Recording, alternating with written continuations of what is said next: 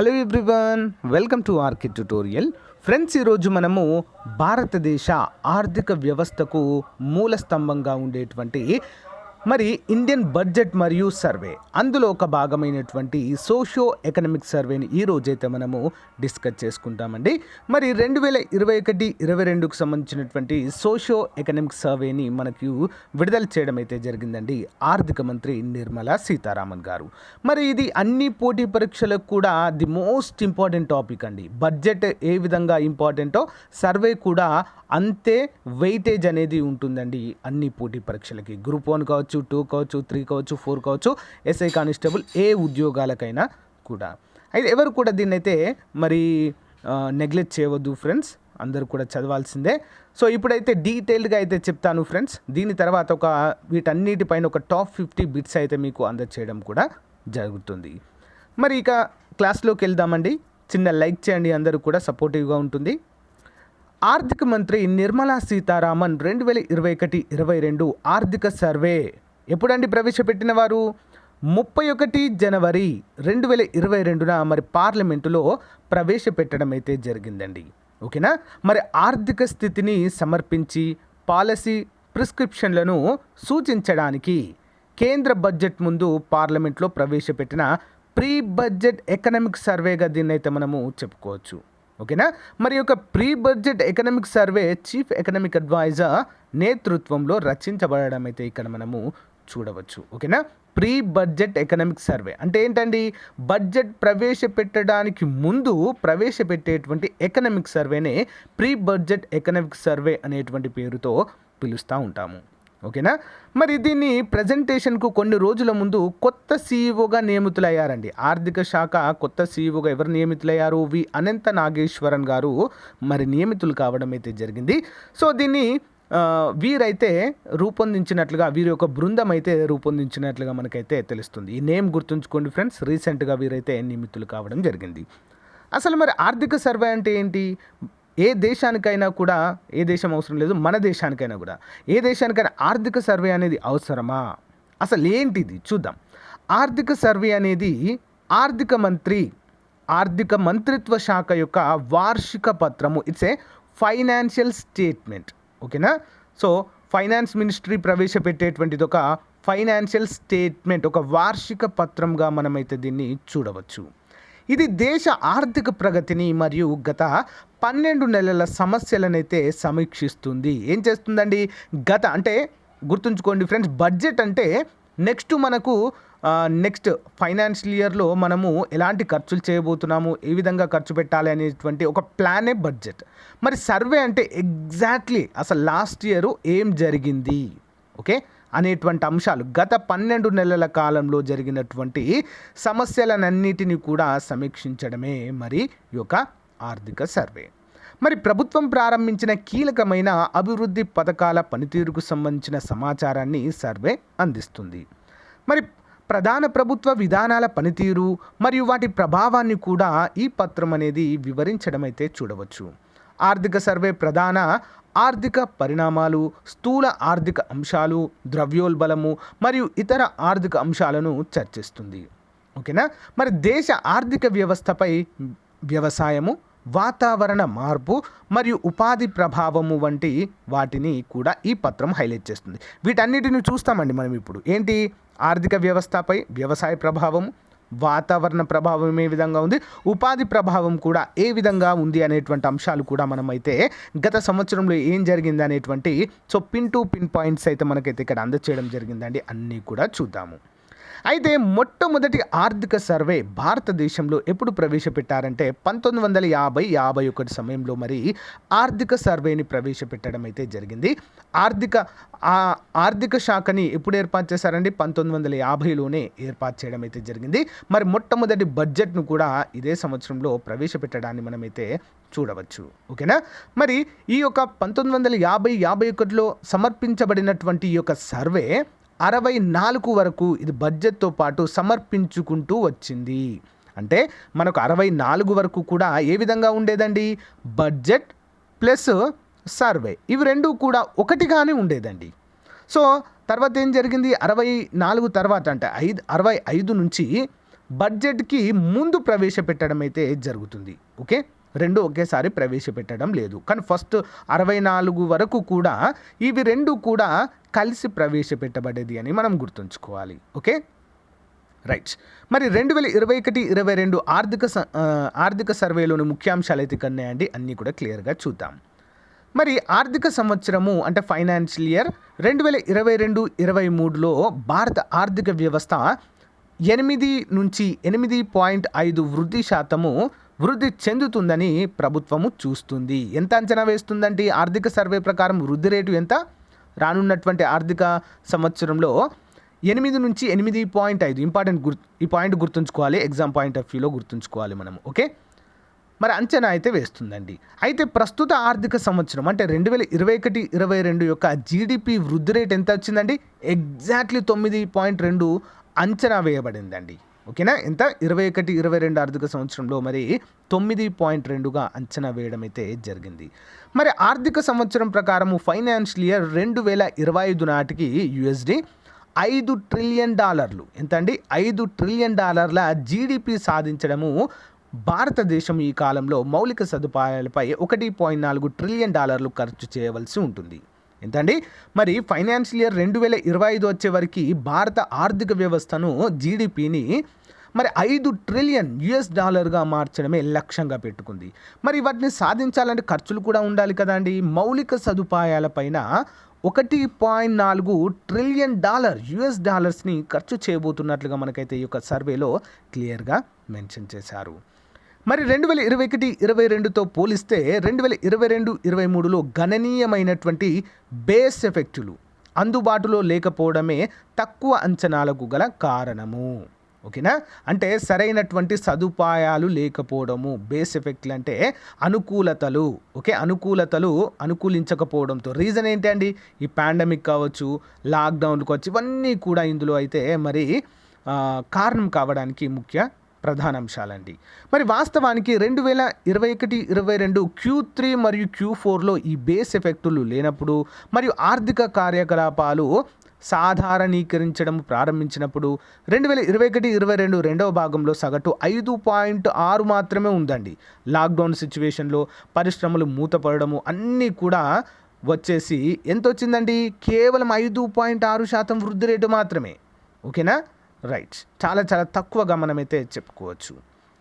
ఆర్థిక స్థితి. ఓకే, మరి భారత ఆర్థిక వ్యవస్థ 2020-21లో 7.3%కి ఓకే 7.3% వృద్ధి రేటు అంత శాతానికి తగ్గిన తర్వాత 2021-22 మొదటి అధునాతన అంచనాల ప్రకారం వాస్తవ పరంగా 9.2% వృద్ధి చెందుతుందని అంచనా వేయబడిందండి. ఎంత అంచనా వేశారండి?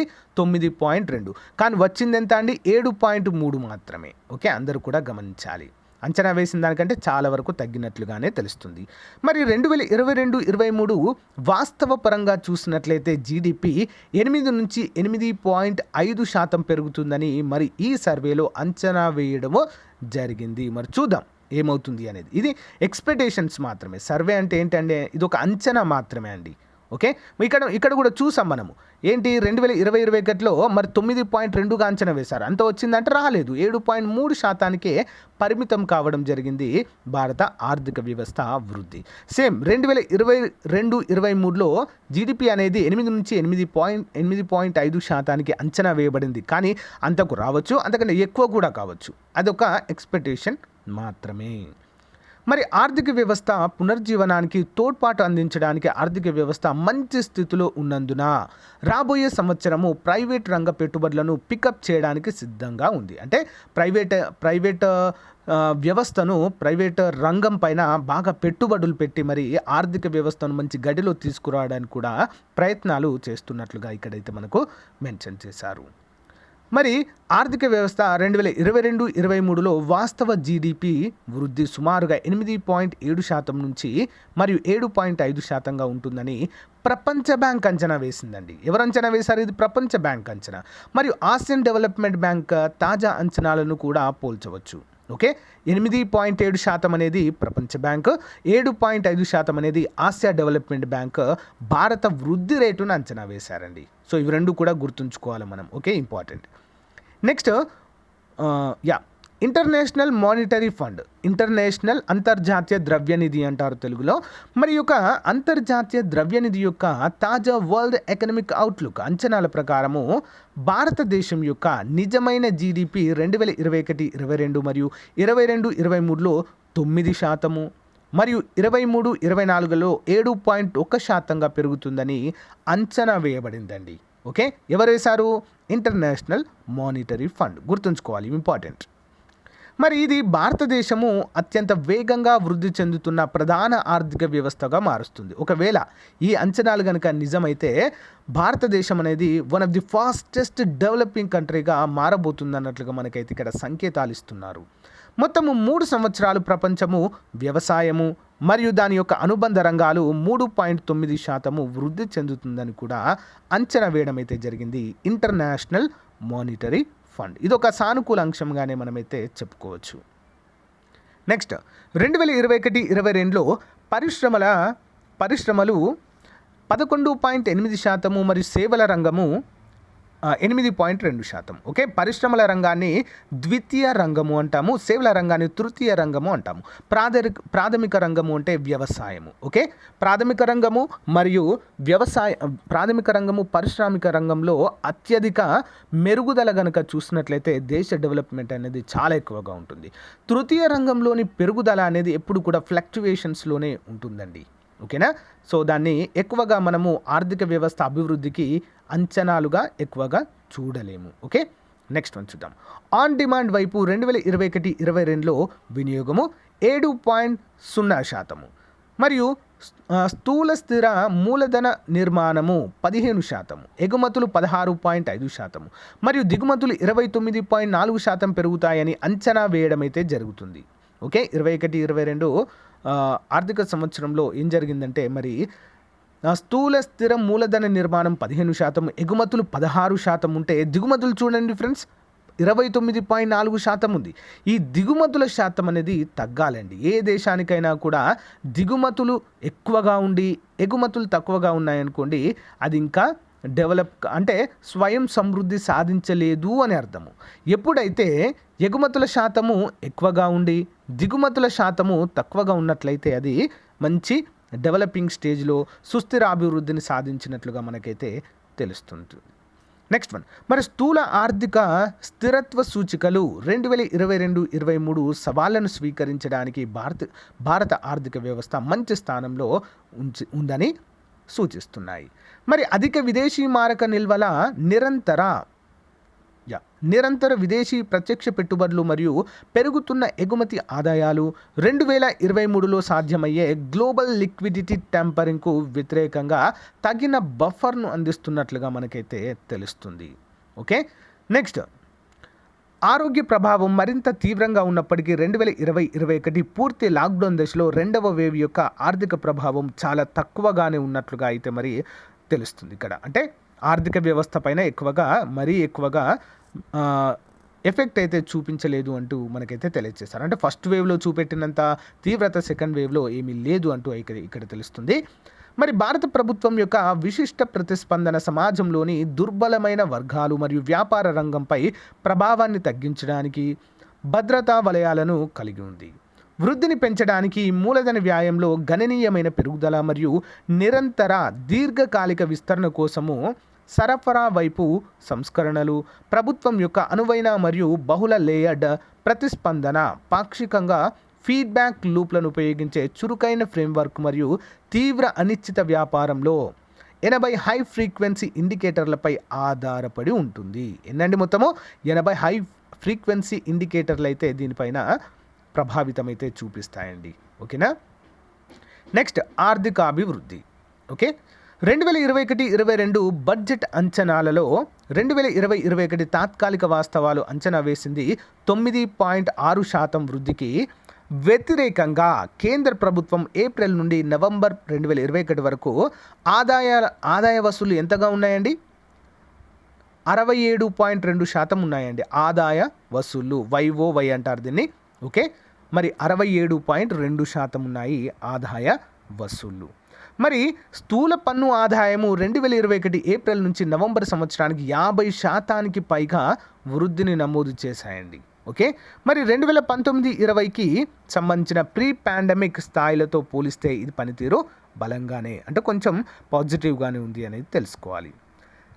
మరియు ఏప్రిల్-నవంబర్ 2021లో మౌలిక సదుపాయాల కల్పనతో కూడిన రంగాలపై దృష్టి సారించడంతో క్యాపెక్స్ ఎంత అండి 13.5% పెరిగింది. ఇంపార్టెంట్. మరి స్థిరమైన రాబడి సేకరణ మరియు లక్ష్య వ్యయ విధానము 2021 ఏప్రిల్ నుంచి నవంబర్ వరకు ఆర్థిక లోటు, ఓకేనా, ఆర్థిక లోటు 46.2% కలిగి ఉన్నట్లుగా తెలుస్తుంది. ఓకేనా, చాలా చాలా ఇంపార్టెంట్. Okay, next one. మరి కోవిడ్-19 కారణంగా పెరిగిన రుణాలతో కేంద్ర ప్రభుత్వ రుణము 2019-20లో జీడిపిలో 49.1% నుంచి 2020-21లో జీడిపిలో 59.3% పెరిగిందండి. ఏంటి? రుణాలలో. ఓకే, రుణాలైతే చాలా ఎక్కువగానే పెరిగినట్లుగా తెలుస్తుంది. అయితే రికవరీతో క్షీణత పథాన్ని అనుసరిస్తుందని కూడా అంచనా, అంటే దీన్ని తగ్గిస్తారు అని చెప్పేసి అయితే మనకి ఇక్కడ క్లియర్గా మెన్షన్ చేశారు. నెక్స్ట్, ఆర్థిక వ్యవస్థ, బాహ్య రంగాలు. ప్రస్తుత ఆర్థిక సంవత్సరంలో భారతదేశ సరుకుల ఎగుమతులు మరియు దిగుమతులు బలంగా పుంజుకున్నాయి మరియు కోవిడ్కు ముందున్న స్థాయిలను అధిగమించాయి. బలహీనమైన పర్యాటక ఆదాయాలు ఉన్నప్పటికీ, అంతే కదండి, బలహీన పర్యాటక రంగం అంతా కూడా కుదేలైపోయింది, అన్నీ కూడా మూతపడిపోయాయి. అయినప్పటికీ కూడా రసీదులు మరియు చెల్లింపులు రెండు ప్రీ పాండమిక్ స్థాయిలను దాటడంతో నెట్ సేవల్లో గణనీయమైన పికప్ అయితే ఉంది. అంటే పర్యాటక రంగము దెబ్బతిన్నప్పటికీ కూడా ఆదాయాలు మరి బిల్ పేమెంట్స్ అండ్ బిల్ రిసీవబుల్స్లో మాత్రము చాలా గణనీయంగా పెరిగినట్లుగా అయితే ఇక్కడ మెన్షన్ చేశారు. మరి నిరంతర విదేశీ పెట్టుబడుల ప్రవాహము, నెక్స్ట్ నికర బాహ్య వాణిజ్య రుణాల పునరుద్ధరణ, అధిక బ్యాంకింగ్ మూలధనము మరియు అదనపు ప్రత్యేక డ్రాయింగ్ రైట్స్ కేటాయింపుల కారణంగా 2021-22 ప్రథమార్థంలో నికర మూలధనము $65.6 బిలియన్ చేరుకున్నట్లుగా అయితే ఇక్కడ మనకు తెలియజేస్తారు. మరి భారతదేశం యొక్క బాహ్య రుణము 2021 సెప్టెంబర్ చివరి నాటికి $593.1 బిలియన్ అయితే పెరిగింది. ఇది ఒక సంవత్సర క్రితము $556.8 బిలియన్ నుంచి పెరిగింది. అంటే కొంతవరకు అయితే పెరిగినట్లు, ఒక $50 బిలియన్ అయితే పెరిగినట్లుగా అయితే తెలుస్తుంది. మరి ఇంటర్నేషనల్ మానిటరీ ఫండ్ ద్వారా అదనపు ఎస్డిఆర్ కేటాయింపులు, స్పెషల్ డ్రాయింగ్ రేట్స్ అంటారండి ఇవి. ఓకే, మరి ఎస్డిఆర్ కేటాయింపులు అధిక వాణిజ్య రుణాలను కూడా ప్రతిబింబిస్తున్నట్లుగా తెలుస్తుంది. మరి విదేశీ మారక నిల్వలు 2021-22 ప్రథమార్థంలో $600 బిలియన్ దాటాయి మరియు డిసెంబర్ 31, 2021 నాటికి $633.6 బిలియన్ తాకినట్లుగా అయితే తెలుస్తుంది. నవంబర్ 2021 చివరి నాటికి చైనా, జపాన్ మరియు స్విట్జర్లాండ్ తర్వాత భారతదేశము ప్రపంచంలో 4వ అతిపెద్ద ఫారెక్స్ నిల్వలు కలిగి ఉంది. మోస్ట్ ఇంపార్టెంట్ బిట్ అండి ఇది. ఓకే, ఫారెక్స్ నిల్వల్లో ఏ దేశం టాప్లో ఉంది అంటే ప్రజెంట్ చైనా, తర్వాత జపాన్, తర్వాత స్విట్జర్లాండ్, తర్వాత భారతదేశము ఎన్నవ స్థానం అండి? 4వ స్థానంలో ఉన్నట్లుగా మనకైతే తెలుస్తుంది ఫారెక్స్ నిల్వలలో. గుర్తుంచుకోవాలి అందరూ కూడా, ఇంపార్టెంట్ పాయింట్స్. ద్రవ్య నిర్వహణ మరియు ఆర్థిక మధ్యవర్తిత్వము. వ్యవస్థలో లిక్విడిటీ మిగులులోనే ఉంది. అయితే 2021-22లో రెపో రేటు ఎంత శాతం ఉందండి? Important question. 2021-22లో 4%గా కొనసాగించబడింది. మరింత లిక్విడిటీని అందించడానికి జీసెక్ అక్విజిషన్ ప్రోగ్రామ్ మరియు special long term repo operations వంటి వివిధ చర్యలను ఆర్బీఐ చేపట్టింది. మహమ్మారి యొక్క ఆర్థిక షాక్ వాణిజ్య బ్యాంకింగ్ వ్యవస్థ ద్వారా బాగా ఎదుర్కొందిగా అన్నట్లుగా తెలుస్తుంది. మరి బ్యాంక్ క్రెడిట్ వృద్ధి YOY అంటారు దీన్ని. బ్యాంక్ క్రెడిట్ వృద్ధి 2021-22లో క్రమంగా 2021 ఏప్రిల్ 5.3% నుంచి 31 డిసెంబర్ 2021 నాటికి 9.2% పెరిగినట్లుగా తెలుస్తుంది. మరియు షెడ్యూల్ కమర్షియల్ బ్యాంకుల స్థూల నాన్ పర్ఫార్మింగ్ అడ్వాన్స్ల నిష్పత్తి 2017-18 చివరి నాటికి 11.2% నుంచి సెప్టెంబర్ 2021 చివరి నాటికి 6.9% తగ్గింది. మరి ఇదే కాలంలో నికర నాన్ పర్ఫార్మింగ్ అడ్వాన్సెస్ నిష్పత్తి 6% నుంచి 2.2% తగ్గింది. మరి 2013 నుంచి 2014లో 13%గా ఉన్న ఎస్సీబీల రిస్క్ వెయిటింగ్ అసెట్ నిష్పత్తి సెప్టెంబర్ 2021 చివరి నాటికి 16.54% అయితే పెరిగినట్లుగా అయితే తెలుస్తుంది. నెక్స్ట్, సెప్టెంబర్ 2021తో ముగిసే కాలానికి ప్రభుత్వ రంగ బ్యాంకులకు ఆస్తులపై రాబడి మరియు ఈక్విటీపై రాబడి సానుకూలంగా కొనసాగింది. సో క్యాపిటల్ మార్కెట్లకు అసాధారణమైన సంవత్సరం ఇది. ఏప్రిల్ నవంబర్ 2021లో 75 ఇనిషియల్ పబ్లిక్ ఆఫరింగ్ ఇష్యూల ద్వారా, పబ్లిక్ ఆఫర్ ఇష్యూయింగ్ అండి, అంటే ప్రజల నుంచి మూలధన రూపంలో సేకరించేటువంటి అమౌంట్ అండి ఇది. మరి 89,066 కోట్లు సేకరించబడ్డాయండి 75 ఐపీఓల ద్వారా. మరి ఇది గత దశాబ్దంలో ఏ సంవత్సరం కంటే కూడా చాలా ఎక్కువ. ఇదే హైయెస్ట్ అమౌంట్గా అయితే తెలుస్తుంది. ఏ సంవత్సరం కూడా 75 ఐపీఓలు ప్రవేశపెట్టబడలేదు. అయితే అక్టోబర్ 18, 2021 సెన్సెక్స్ మరియు నిఫ్టీలు, సెన్సెక్స్ అనేది 61,766 మరియు నిఫ్టీ అనేది 18,477 గరిష్ట స్థాయికి చేరిందండి. ఆల్ టైమ్ రికార్డుగా చెప్పుకోవచ్చు ఇది. అందరూ కూడా గమనించాలి. మరి ప్రధాన అభివృద్ధి చెందుతున్న మార్కెట్ ఆర్థిక వ్యవస్థలో భారతీయ మార్కెట్లు ఏప్రిల్ డిసెంబర్ 2021లో సహచరులను అనుగమించినట్లుగా అయితే తెలుస్తుంది. అంటే మన దాయాది దేశాలను. ధరలు మరియు ద్రవ్యోల్బణం మోస్ట్ ఇంపార్టెంట్ ఇది. 2020-21 యొక్క సంబంధిత కాలంలో 6.6% నుంచి 2021-22 ఏప్రిల్ డిసెంబర్లో సగటు హెడ్లైన్ సిపిఐ సంయుక్త ద్రవ్యోల్బణము 5.2%కి తగ్గించబడింది. ఇంపార్టెంట్. మరి ఆహార ద్రవ్యోల్బణము తగ్గడం వల్ల రిటైల్ ద్రవ్యోల్బణం కూడా తగ్గుముఖము పట్టింది. ఆహార ద్రవ్యోల్బణము 2021-22లో అంటే ఏప్రిల్ నుంచి డిసెంబర్ వరకు 2.9 కనిష్ట శాతానికి చేరుకుంది. గత సంవత్సరము ఇదే కాలంలో 9.1%గా ఉంది. సమర్థవంతమైన సరఫరా వైపు నిర్వహణ సంవత్సరంలో చాలా అవసరమైన వస్తువుల ధరలను కూడా నియంత్రణలో ఉంచింది. అంటే కొంతమేర వస్తువుల ధరలు పెంచకుండా నియంత్రించి ద్రవ్యోల్బణాన్ని అదుపు చేసినట్లుగానే ఇక్కడైతే మనకు కొంతవరకు తెలుస్తుంది. మరి పప్పు ధాన్యాలు, వంట నూనెల ధరలు పెరుగుదలను అరికట్టేందుకు ముందస్తు చర్యలు చేపట్టారు. సెంట్రల్ ఎక్స్చేంజ్ అంటే మనం చూసామండి, పప్పు ధరలు మరియు వంట నూనెల ధరలు అనేవి బీభత్సంగా రేట్లు పెరిగాయండి, డబుల్ అయిపోయాయి మొత్తం. అయితే సెంట్రల్ ఎక్సైజ్లో తగ్గింపు మరియు అనేక రాష్ట్రాల విలువ ఆధారిత పన్నులో తగ్గింపు, విలువ ఆధారిత పన్ను అంటే ఏంటండి, వ్యాట్ అండి, వాల్యూ యాడెడ్ ట్యాక్స్. అయితే రాష్ట్రాలన్నీ ఏం చేశాయంటే ఆ వ్యాట్లో తగ్గింపులు, అంతేకాకుండా పెట్రోల్ మరియు డీజిల్ ధరలను తగ్గించడంలో సహాయపడ్డట్లుగా మనకైతే తెలుస్తుంది. మరి 2021-22లో ఏప్రిల్ నుంచి డిసెంబర్ వరకు టోకు ధరల సూచిక హోల్సేల్ ప్రైస్ ఇండెక్స్ ఆధారంగా టోకు ద్రవ్యోల్బణము ఏంటండి, టోకు ద్రవ్యోల్బణము 12.5%కి పెరిగింది. దీనికైతే ఆపాదించబడినట్లుగా తెలుస్తుంది.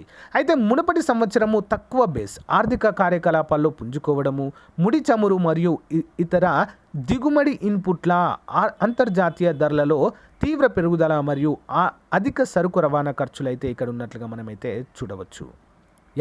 సిపిఐసి మరియు టోకు ధరల సూచిక ద్రవ్యోల్బణము మధ్య వ్యత్యాసం ఏంటో చూద్దాం, ఎలా ఉందో చూద్దాం.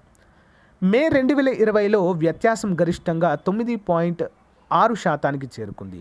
ఏదేమైనా ఈ సంవత్సరము డిసెంబర్ 2021లో రిటైల్ ద్రవ్యోల్బణము టోకు ద్రవ్యోల్బణం కంటే 8.0% పాయింట్ల మేర పడిపోవడంతో వైవిధ్యంలో తిరోగమనమైతే జరిగింది. మరి ఈ వైరుధ్యాన్ని వంటి అంశాల ద్వారా వివరించవచ్చు. ఏంటి అంశాలు చూద్దాం. బేస్ ఎఫెక్ట్ కారణంగా వైవిధ్యాలు ఏంటి, మరి ఆ బేస్ ఎఫెక్ట్ చూద్దాం. రెండు సూచికల పరిధి మరియు కవరేజీలో వ్యత్యాసము, ధరల సేకరణలు, కవరేజ్ చేయబడిన అంశాలు, వస్తువుల బరువులో తేడా మరియు టోకు ధరల సూచి దిగుమతి చేసుకున్న ఇన్పుట్ల సారథ్యంలోని పుష్ ద్రవ్యోల్బణానికి మరింత సున్నితంగా ఉండడమే కారణము. మరి డబ్ల్యూపీసీఐలో బేస్ ఎఫెక్ట్ క్రమంగా క్షీణించడంతో సిపిఐసి మరియు డబ్ల్యూపీఐలో భేదాలు కూడా తగ్గాయని భావిస్తున్నారు. నెక్స్ట్, స్థిరమైన అభివృద్ధి మరియు వాతావరణ మార్పు, ఇది కూడా ఇంపార్టెంట్ అండి. నీతి ఆయోగ్ మరియు sustainable development goals India index మరియు డాష్బోర్డ్లో భారతదేశం యొక్క మొత్తం స్కోరు 2019-20లో 60 మరియు 2018-19లో 57 మరియు 2020-21లో 66కు మెరుగుపడిందండి. చాలా ఇంపార్టెంట్, ఇది గుర్తుంచుకోవాలి. 2020లో అత్యధికంగా 66కు పెరిగిందండి సస్టైనబుల్ డెవలప్మెంట్ గోల్ ఇండెక్స్లో.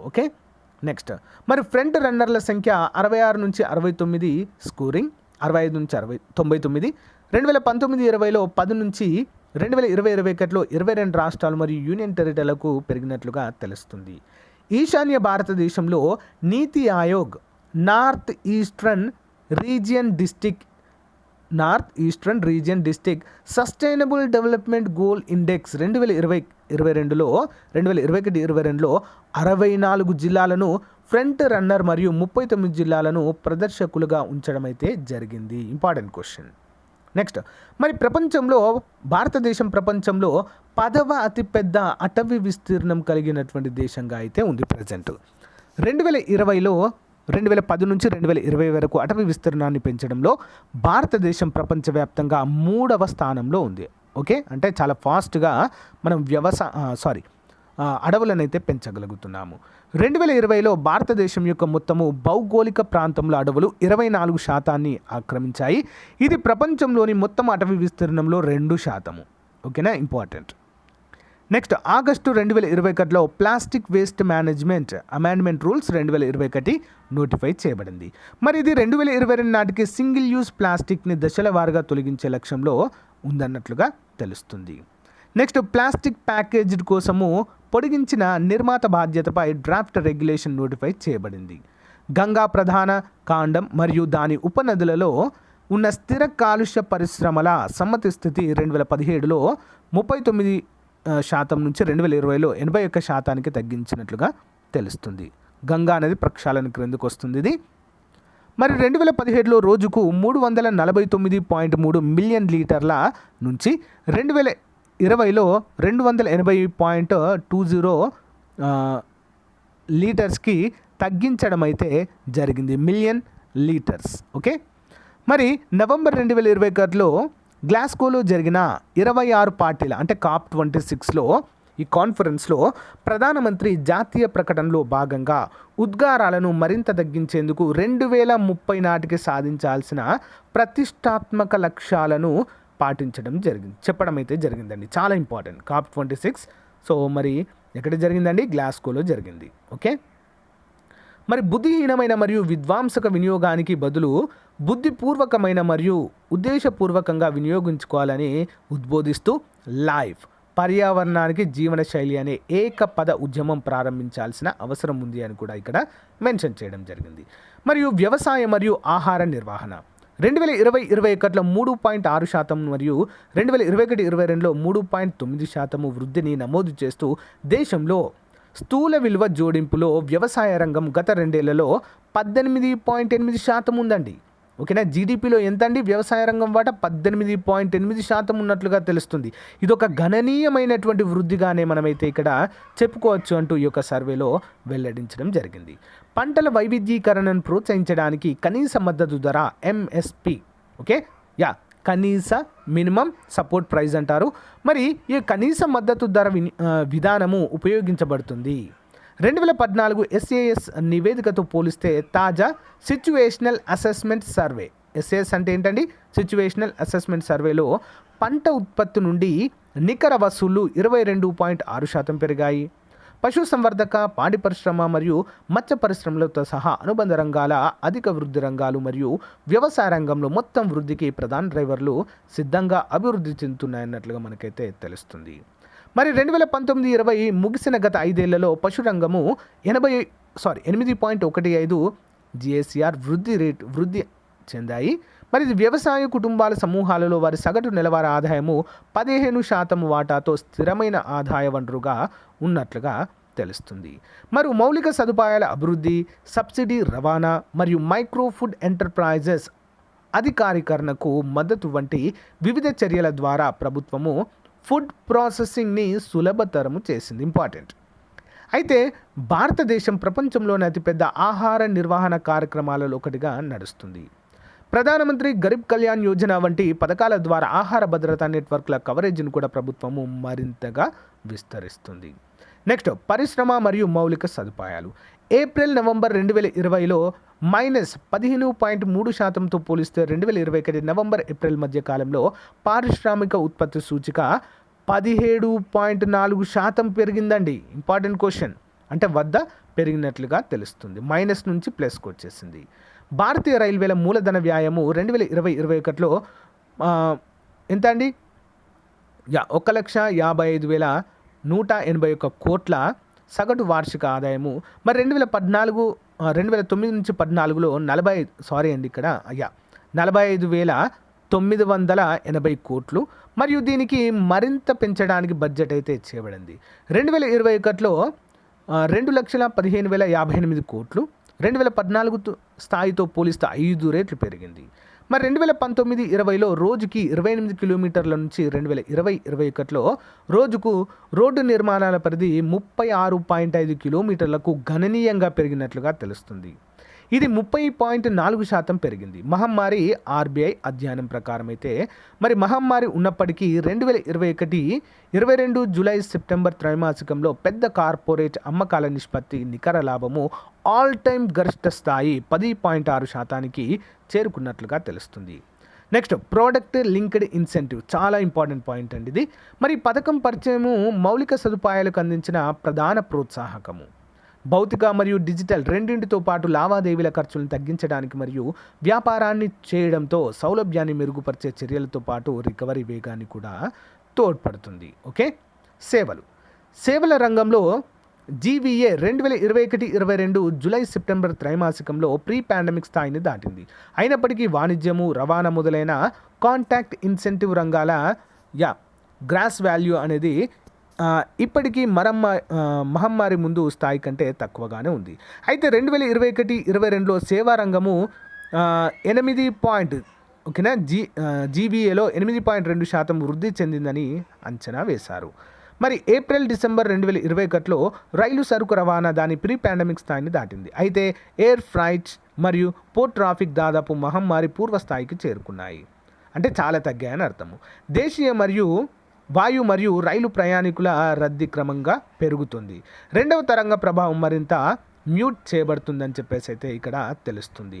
మొదటి వేవ్ సమయంతో పోలిస్తే 2021-2022 మొదటి అర్ధభాగంలో సేవా రంగము $16.7 బిలియన్ ఎఫ్డిఐని పొందింది, ఫారెన్ డైరెక్ట్ ఇన్వెస్ట్మెంట్స్ని పొందింది.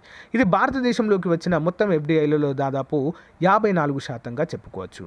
ఐటీ బీపీఎం సేవల ఆదాయము 2020-21లో $194 బిలియన్లకు చేరుకుంది. మరి ఇదే సమయంలో 1.38 లక్షల మంది ఉద్యోగులనైతే చేర్చుకుంది. ఐటీ బీపీఓ సెక్టార్లో టెలికాం నిబంధనలను తొలగించడం మరియు ప్రైవేట్ ప్లేయర్లను అంతరిక్ష రంగాన్ని తెరవడం వంటి ప్రధాన ప్రభుత్వ సంస్కరణలు అయితే ఉన్నాయి. అంతే కదండి, ప్రైవేట్ వ్యక్తులను కూడా ఆహ్వానిస్తున్నారు అంతరిక్ష రంగంలోనికి. మరి 2020-21 జనవరి-మార్చి త్రైమాసికంలో సేవల ఎగుమతులు ప్రీ పాండమిక్ స్థాయిని అధిగమించాయి. మరియు 2021-22 మొదటి అర్ధ భాగంలో 21.6% వృద్ధి చెందాయి. సాఫ్ట్వేర్ మరియు ఐటీ సేవలు ఎగుమతి కోసము ప్రపంచ డిమాండ్ అయితే బలపడింది. యుఎస్ మరియు చైనా తర్వాత భారతదేశము ప్రపంచంలోనే 3వ అతిపెద్ద స్టార్టప్ పర్యావరణ వ్యవస్థగా అవతరించినట్లుగా తెలుస్తుంది. మరి కొత్తగా గుర్తింపు పొందిన స్టార్టప్ల సంఖ్య 2016-17లో 733 నుంచి 2021-22లో 14,000కు పెరిగిందండి. ఈజ్ ఏ హ్యూజ్ అమౌంట్గా చెప్పుకోవచ్చు మనం, చాలా పెద్ద సంఖ్య. మరి 44 భారతీయ స్టార్టప్లు 2021లో యూనికార్న్ హోదాను పొందాయి. యూనికార్న్ అంటే ఏంటండి? $1 బిలియన్, 1 అంటే 700 కోట్లు దాని యొక్క ఆదాయం పెరిగినట్లయితే అంతే, దాన్ని యూనికార్న్ అంటాము. మరి వాటి సంఖ్య ఎంతకు పెరిగిందండి? 83కు తీసుకెళ్ళగలిగిందండి, చాలా ఇంపార్టెంట్. నెక్స్ట్, సామాజిక మౌలిక సదుపాయాలు మరియు ఉపాధి. 16 జనవరి 2022 నాటికి 157.94 కోట్ల డోసుల కోవిడ్-19 వ్యాక్సిన్లు అందించబడ్డాయి. మొదటి డోసు 91.39 కోట్లు మరియు రెండవ డోసు 66.05 కోట్లు ఆర్థిక వ్యవస్థ పునరుద్ధరించడంలో 2020-21 చివరి త్రైమాసికంలో ఉపాధి సూచికలు మహమ్మారి ముందు పూర్తి స్థాయికి పుంజుకున్నాయి. మరి మార్చి 2021 వరకు త్రైమాసిక periodic labour force survey data ప్రకారము మహమ్మారి బారిన పడిన పట్టణ రంగంలో ఉపాధి దాదాపు మహమ్మారి ముందు స్థాయికి పుంజుకుంది, అంటే పెరిగింది. Employees provident fund organisation data ప్రకారం రెండవ వేవ్ సమయంలో ఉద్యోగాల అధికారీకరణ కొనసాగింది. మరి ఉద్యోగాల అధికారీకరణపై కోవిడ్ యొక్క ప్రతికూల ప్రభావం మొదటి కోవిడ్ వేవ్ సమయంలో కంటే చాలా తక్కువగా ఉంది. మరి జీడిపి నిష్పత్తిలో కేంద్రం మరియు రాష్ట్రాల యొక్క సామాజిక సేవలపై అంటే ఆరోగ్యము, విద్య మరియు ఇతర వ్యాయము 2014-15లో 6.2 నుంచి 2021-22లో 0.6% పెరిగినట్లుగా తెలుస్తుంది. ఓకే, మరి జల్ జీవన్ మిషన్ క్రింద 82 జిల్లాలు హర్ జల్ జిల్లాలుగా మారాయి. మహమ్మారి సమయంలో గ్రామీణ ప్రాంతాల్లో అసంఘటిత కార్మికులకు బఫర్ అందించడానికి మహాత్మా గాంధీ జాతీయ గ్రామీణ ఉపాధి హామీ పథకానికి నిధులు కూడా కేటాయింపు జరిగాయి. మరి జాతీయ కుటుంబ సర్వే 5 ప్రకారము మొత్తం సంతానోత్పత్తి రేటు 2015-16లో 2.2 ఉండేదండి. ఓకే, సంతానోత్పత్తి రేటు ఎంత ఉండేది? 2.2. జాతీయ కుటుంబ ఆరోగ్య సర్వే 5 ప్రకారం అండి. ఓకే, ఇంపార్టెంట్ అండి ఇది. అయితే శిశు మరణాల రేటు IMR 5 ఏళ్లలోపు మరణాల రేటు సంస్థాగత మరణాలు 2015-16 సంవత్సరం కంటే 2019-21లో మెరుగుపడ్డాయి. ఓకే, సో గైస్, ఇదండి ఈ రోజుకు సంబంధించినటువంటి చాలా అంటే చాలా ముఖ్యమైనటువంటి టాపిక్. సో ఆల్మోస్ట్ అంతా కూడా మీకు క్లియర్ కట్గా ఎక్స్ప్లెయిన్ చేయడం జరిగింది. దీని యొక్క PDF వీడియో డిస్క్రిప్షన్లో ప్రొవైడ్ చేస్తాను, అందరూ కూడా డౌన్లోడ్ చేసుకోండి. ఓకేనా ఫ్రెండ్స్, థ్యాంక్ యూ, బాయ్.